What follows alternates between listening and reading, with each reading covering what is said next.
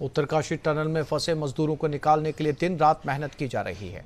Auger machine से Hume pipe करीब 48 metre तक सेट कर दिया गया। इसके साथ ही दूसरे प्लान पर भी टीम लगातार काम कर रही है। वर्टिकल ड्रिलिंग के लिए मशीन टनल साइट पर पहुंच चुकी है। देर शाम तक मशीन इंस्टॉल हो जाएगी। मैनेजमेंट से हरी झंडी मिलते देर रात मशीनें काम करना शुरू कर देगी। इस मशीन के जरिए 84 मीटर की वर्टिकल ड्रिलिंग होगी और जिससे मजदूरों को रेस्क्यू किया जा सकेगा। इस ड्रिलिंग के लिए SJVNL को काम दिया गया। वहीं पीएम मोदी ने उत्तराखंड के सीएम पुष्कर सिंह धामी से फोन पर बात कर जानकारी ली। पीएम ने मजदूरों के परिवारों का हाल भी जाना।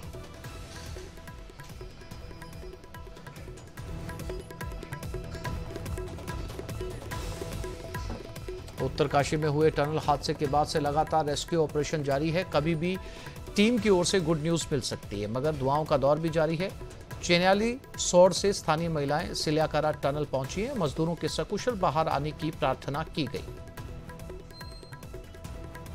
सिल्याकारा टनल रेस्क्यू ऑपरेशन लगातार जारी है। आज 13वां दिन है। बड़ी संख्या में आपको बता दें कि एजेंसीज जहां पर लगातार काम कर रही हैं, वहीं पर स्थानीय लोग भी भगवान से प्रार्थना कर रहे हैं कि मजदूर जल्द बाहर आएं। हमारे साथ बातचीत करने के लिए चेन्याली सौड़ से यहां पर कुछ महिलाएं पहुंची हैं, वो हमारे साथ हैं। मैडम, महिलाओं को क्या लगा आपको कि आप गांव से यहां पर आई हैं? हमको ऐसा लग रहा कि मजदूर बाहर आए। बड़ी भगवान से आप प्रार्थना कर रही हैं? भगवान से प्रार्थना करके बाहर आ जाए। क्या लगा, दुख हो रहा था जब ये फंस गए थे? दुख हो रहा हमको, दुख हो रहा हमको। आप गांव से पैदल चलकर आई हैं? चल कर आए। क्या क्या देखने के लिए आई हैं? और उनको देखने के लिए आए कि बच जाए, वहाँ से बाहर आ जाएं। सर, आप भी आए हैं, परिवार के साथ आए हैं, क्या लग रहा था, क्या जानकारियां मिल रही थी आपको? सर, जानकारी तो ये है कि यहाँ पे 40-45 आदमी फंस रखे हैं। हम लोगों ने भी सोचा चलो यहाँ पे देखने चलते हैं, तो बस हमारी यही है कि सब लोग बच जाएं। मैडम, आप भी आई हैं कि गांव में भी चर्चा हो रही है कि यहाँ पर मजदूर फंसे हुए हैं। हाँ भैया, सारा ही हो रही है चर्चा। तो गांव के लोग क्या कह रहे हैं? सब यही कह रहे हैं कि बाहर निकल जाना चाहिए उन्हें। आज तक बहुत दिन हो गए, अभी तक उन्हें बाहर नहीं निकाला गया। 13वां दिन है आज। अब आप क्या भगवान से प्रार्थना कर रही हैं, दुआ कर रही हैं? हाँ जी, आज निकल जाना चाहिए उन लोगों को बाहर। क्या लगता है, अगर कोई व्यक्ति अपने घर में इतने दिन कैद रहे तो उसके सामने दिक्कत होती है? यहाँ पर टनल में 41 मजदूर 13 दिन से फंसे हुए हैं। हाँ भैया, दुख हो रहा है आपको? हाँ। क्या भगवान से क्या प्रार्थना? इस वक्त की बड़ी खबर, पूर्व नौसैनिकों की सजा के खिलाफ अर्जी कतर कोर्ट में भारत की अर्जी मंजूर कर ली गई है। कतर कोर्ट में याचिका पर जल्द सुनवाई होगी। मौत की सजा के खिलाफ अर्जी दी गई थी। 8 पूर्व नौसैनिकों को मौत की सजा कतर में सुनाई गई थी।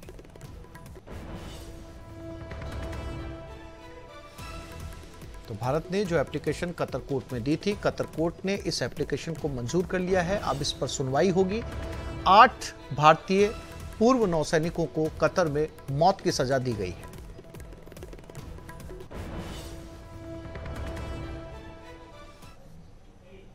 राजौरी मुठभेड़ में शहीद जवानों को श्रद्धांजलि दी गई। इस मौके पर सेना, पुलिस और प्रशासन से जुड़े कई आला अधिकारी मौजूद रहे, जिन्होंने शहीदों को श्रद्धा सुमन अर्पित किए। इसके बाद शहीद जवानों की पार्थिव देह को उनके पैतृक गांव रवाना कर दिया गया। बता दें कि राजौरी में आतंकियों से हुई मुठभेड़ में सेना के 5 जवान शहीद हो गए।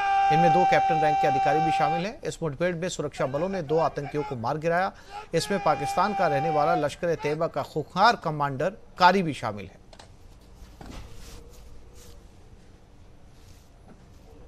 सबसे पहले तो मैं उन 5 शूरवीरों की सराहना करना चाहूँगा जिन्होंने अपने प्राणों को न्यौछावर करके देश को एक बहुत सफलता हासिल कराई है।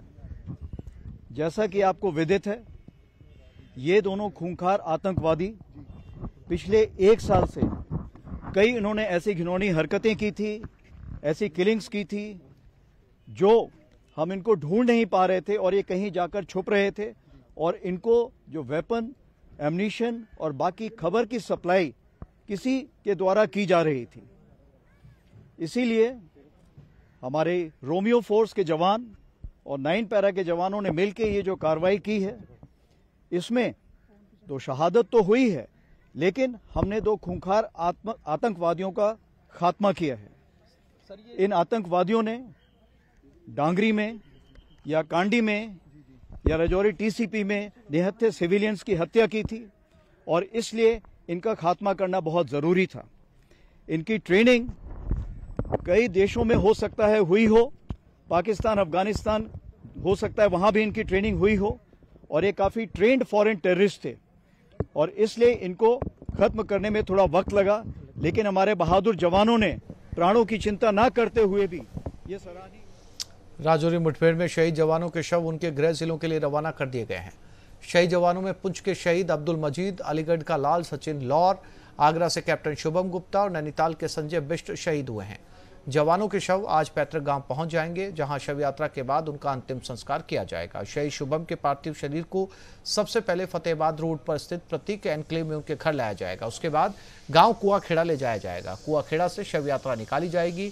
सुबह 11 बजे तक शहीद का आज पार्थिव शरीर पहुंच चुका है। उधर राजौरी में शहीद अलीगढ़ के लाल सचिन का पार्थिव शरीर भी आज दोपहर उनके पैतृक गांव पहुंचेगा। टप्पल क्षेत्र के रहने वाले सचिन 20 मार्च 2019 को आर्मी में भर्ती हुए थे। 2021 में वो स्पेशल फोर्स में कमांडो बन गए। वर्तमान में राजौरी के पैरा 2 रेजिमेंट में तैनात थे।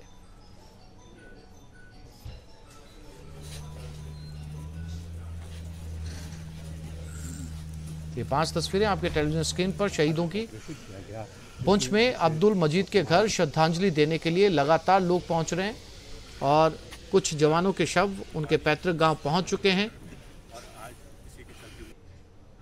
श्रद्धांजलि दी जा रही है। ये 5 जवानों की पार्थिव शरीर और आज पहुंचेगा आगरा से कैप्टन शुभम गुप्ता की पार्थिव देह।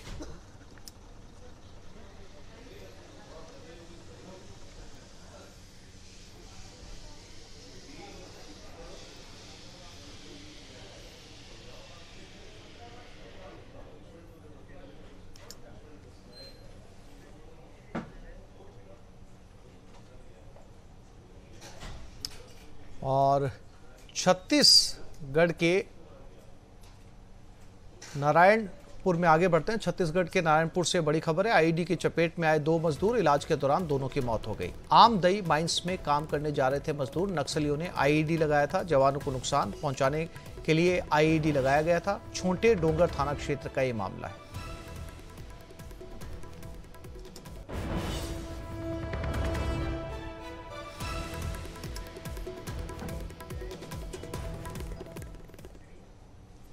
कई शिकायतों और पत्राचार के बाद क्लोनिंग से पैदा हुई वन भैंसा दीप आशा का अब जाकर डीएनए टेस्ट होगा। इस टेस्ट से पता चलेगा कि वास्तव में वो वन भैंसा है या मुर्रा भैंस। आरोप है कि वन विभाग के अधिकारी उसे वन भैंसा बताकर अभी तक करोड़ों रुपए फूंक चुके हैं। अगस्त 2018 में रायपुर लाने के बाद दीप आशा को छिपाकर रखा गया है। वीआईपी के अलावा उसे कोई नहीं देख सकता। आरोप है कि वन विभाग के अधिकारियों को मालूम है कि दीप आशा मुर्रा भैंस है, लेकिन जानबूझकर उसे वन भैंसा बताकर रखा गया है। लेकिन डीएनए टेस्ट के बाद पूरे मामले का खुलासा हो पाएगा।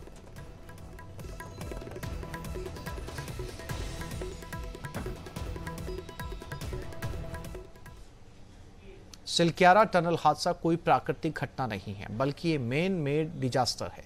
4.5 किलोमीटर लंबी इस टनल को NHIDCL की देखरेख में 2 कंपनियां बना रही है। फ्रंट साइड से नवयुगा कंपनी काम कर रही है, तो टेल साइड से गजा कंपनी सुरंग बना रही है।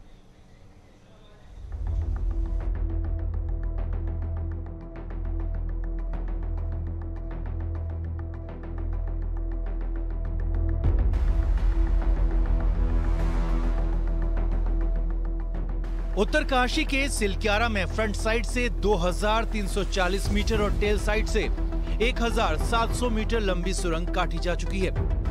हादसा फ्रंट साइड से नवयुगा कंपनी के पार्ट में हुआ। निर्माणाधीन टनल में पहली जो लापरवाही बरती गई वो कि इसमें एस्केप टनल बना ही नहीं गई।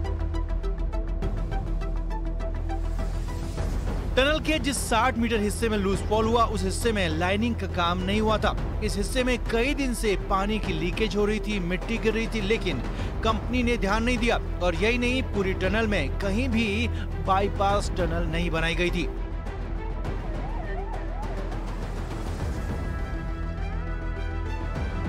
कंपनी की एक के बाद एक कार्रवाई सामने आई। कंपनी के 2 फोरमैन समेत 41 मजदूर अंदर फंसे हैं, लेकिन कंपनी के पास कई दिन तक भी इसका सटीक डेटा मौजूद नहीं था। 12 नवंबर की सुबह टनल में मलबा गिरने की घटना हुई। कंपनी ने सुरंग में फंसे श्रमिकों के पहले अलग अलग आंकड़े दिए। कुछ घंटों बाद बताया कि 40 मजदूर फंसे और करीब 5 दिन बाद 17 नवंबर को जानकारी दी गई कि 40 नहीं 41 मजदूर फंसे हैं। घटना के दिन कोई बड़ा अफसर मौके पर नहीं था क्योंकि अधिकारी दिवाली की छुट्टी पर थे। नतीजा कई घंटों तक हादसे की गंभीरता का अंदाजा नहीं लग पाया। शुरुआती दौर में जिला प्रशासन और कंपनी के लोगों में कोऑर्डिनेशन की भारी कमी देखी गई।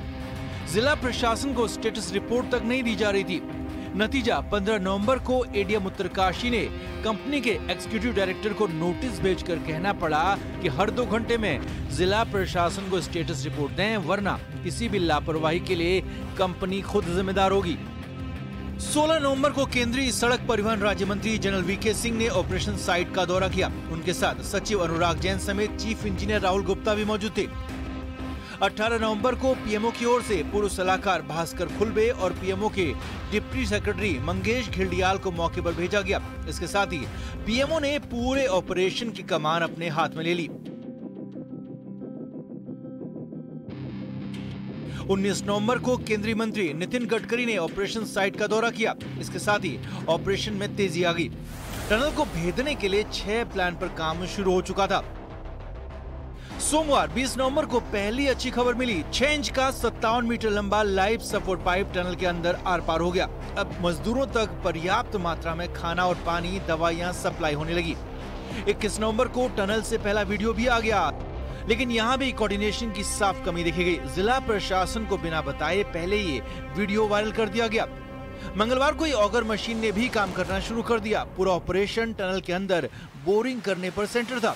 वहीं बुधवार को ब्रेक थ्रू की उम्मीद थी, लेकिन रास्ते में लोहा आ जाने से बोरिंग रुक गई और रुकावट आने से आर पार टनल नहीं हो पाई।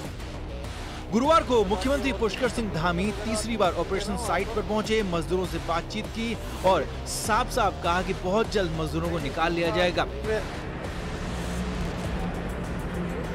नहीं, बहुत सब लोगों की दुआ है कि जल्दी से जल्दी सब लोग बाहर आ जाएंगे। हम लोग प्रार्थना कर रहे हैं। मुख्यमंत्री ने उत्तरकाशी में डेरा डाल दिया और उसके बाद काम और तेजी से होने लगा। न्यूज़ 18 के लिए सुनील नवप्रभात की रिपोर्ट। इजराइल युद्ध में सीज फायर पर सस्पेंस बरकरार है। इस बीच इजराइल के प्रधानमंत्री बेंजामिन नेतन्याहू ने एक ऑर्डर जारी किया। इस ऑर्डर के मुताबिक खुफिया agency Mossad super active mode में आ गई है। मोसाद हमास के उन टॉप लीडर्स की लिस्ट रेडी कर रही है जो विदेशों में छिपे बैठे हैं। मोसाद को टास्क मिला है कि हमास ने इन लीडरों की तलाश करे और उन्हें चुन चुनकर मौत के घाट उतार दे। बेंजामिन नेतन्याहू के फरमान ने हमास के आकाओं के जहन में खौफ भर दिया है।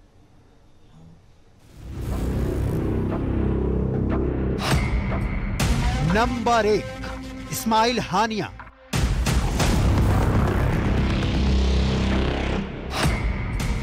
नंबर 2 याहिया सिनवार,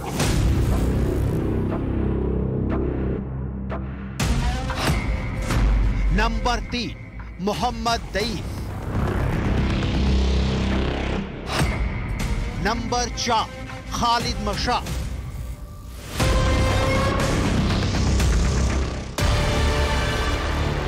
हमास के इन नेताओं की मौत का काउंटडाउन मोसाद नोट कर रही है।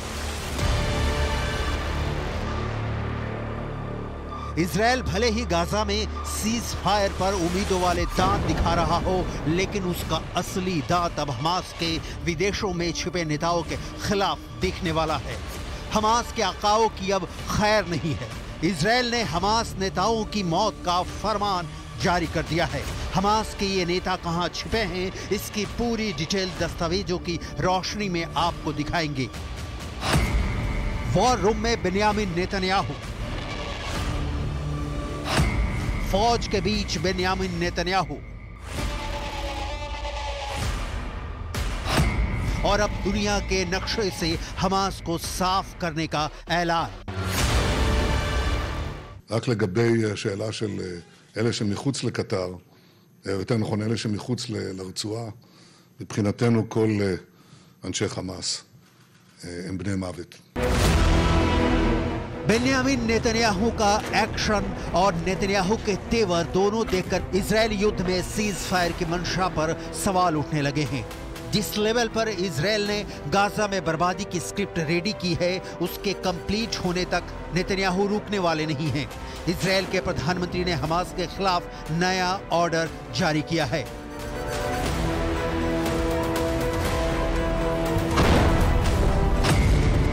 इजराइल के प्रधानमंत्री बेन्यामिन नेतन्याहू ने खुफिया एजेंसी मोसाद को नया टास्क दिया है। ये टास्क है हमास के आतंकियों को, वो चाहे दुनिया में कहीं भी छिपे हों, चुन चुन कर मारना। मोसाद टारगेट किलिंग के लिए जाना जाता है। दुनिया भर में मोसाद ने मजबूत नेटवर्क तैयार किया है। दुनिया भर में मोसाद के एजेंटों को जिम्मेदारी दी गई है कि हमास के एक एक आतंकी का पता लगाओ और उन्हें मौत की नींद सुला दो।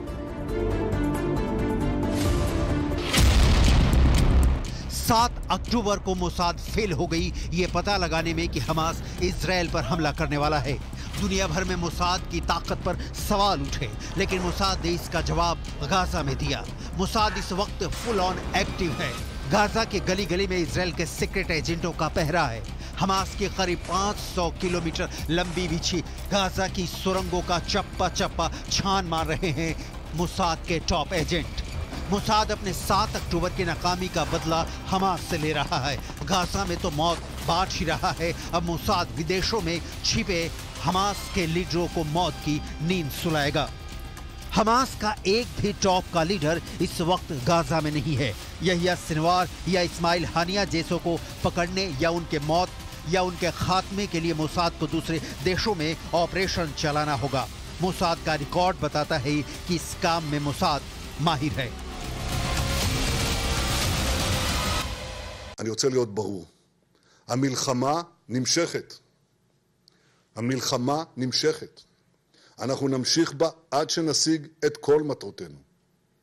להשיב את כל חטופינו, לחסל את החמאס, ולהבטיח שביום שאחרי החמאס לא ישלוט בעזה גורם שתומך בטרור, שמחנך את ילדיו לטרור, שמשלם למחבלים או לבני משפחותיהם. עזה לא תהווה יותר איום על ישראל.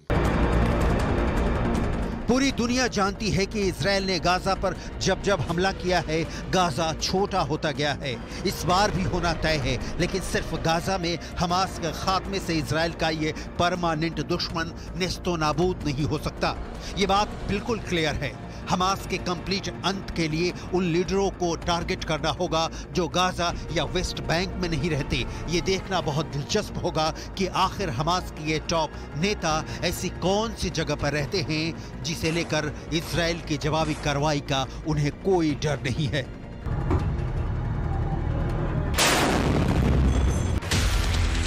कतर की राजधानी दोहा में, मिस्र की राजधानी काहिरा में, ईरान की राजधानी तेहरान में, तुर्की के इस्तांबुल में इस्माइल हानिया और उसके बेटे के पास तुर्की का पासपोर्ट है। हमास के ये हुक्मरान जिस देश में रहते हैं उसके सरकारी पैसों पर मौज करते हैं। कतर में अमीरों से मिलकर हमास के लिए फंडिंग जुटाते हैं। इन पैसों का ज्यादातर हमास के टॉप लीडरशिप अपने ऐशो आराम पर खर्च करती है। लिहाजा मोसाद के लिए इन हमास नेताओं को पकड़ना या मारना मोसाद के लिए आसान टास्क नहीं है, क्योंकि हमास के टॉप नेता गाजा के किसी एक घर में मौजूद हों तो इजराइल को उसे खंडहर बनाने में एक पल की भी देर नहीं लगेगी।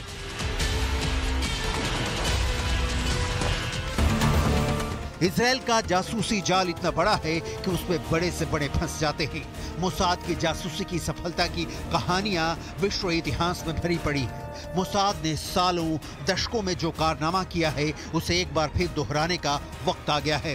मोसाद ने इसके लिए कितनी बड़ी प्लानिंग की है इसके डिटेल आपको दिखाएंगे। उसके पहले मोसाद के बारे में कुछ बेहद जरूरी डिटेल देख लेते हैं।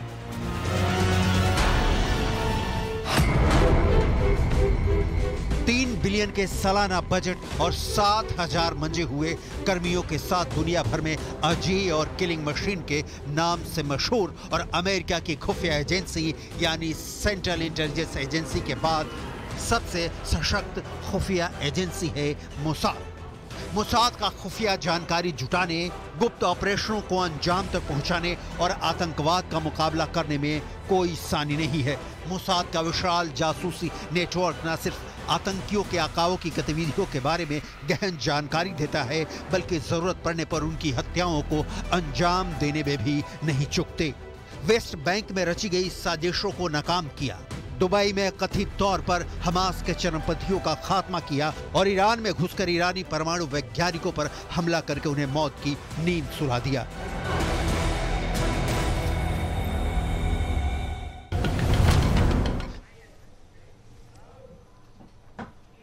मुख्यमंत्री अशोक गहलोत के सलाहकार राजस्थान कांग्रेस कैंपेन के रणनीतिकार नरेश अरोड़ा ने ट्वीट किया है। उन्होंने लिखा है, मुख्यमंत्री अशोक गहलोत की अभूतपूर्व समाज कल्याण की योजनाएं चौथी बार उनको सत्ता में वापस ला रही हैं। राजस्थान के सामाजिक सुरक्षा मॉडल का पूरे देश में अध्ययन होगा।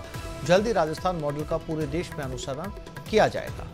नरेश अरोड़ा ने दावा किया कि अशोक गहलोत चौथी बार मुख्यमंत्री बनने जा रहे हैं। इससे पहले कर्नाटक कांग्रेस अध्यक्ष डीके शिव कुमार की मदद कर चुके हैं नरेश अरोड़ा शिव कुमार के प्रयासों से कर्नाटक में सत्ता में कांग्रेस फिर से आई थी।